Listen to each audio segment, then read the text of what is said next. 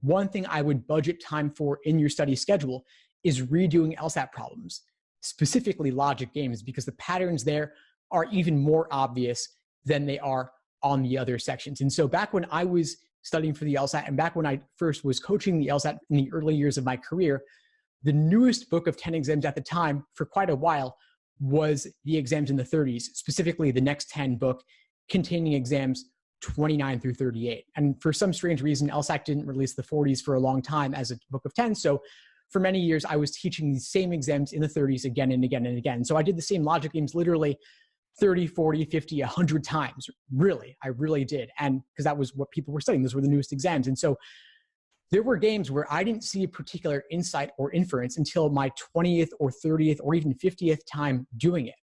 And obviously, I'm not saying that you need to do it 20 to 50 times, but even 10 times will reveal new insights to you about how these logic games are structured. And of course, the same is true of redoing reasoning and reading comp, although it's a little bit less apparent there. So I would say redoing games, if you have the PDFs, you can print out multiple copies. Otherwise, go to Kinko's and photocopy the games before you start writing on the exams themselves. And so, of course, the best study material for you will be these real LSAT prep tests. For those who don't know, they're published in books of 10 on Amazon. They're about $20 each, and they contain exams.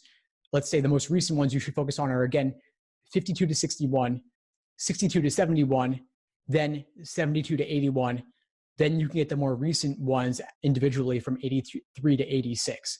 I wouldn't necessarily focus on the older exams like the ones in the 40s and 30s and 20s if you're taking the LSAT in June or July, because you don't want to do older exams at the expense of the newer ones. So you want to budget that out. In my study schedules, I'll show you how to do that. I start off typically with 52 to 61 or 62 to 71, and then save the more recent ones for test day.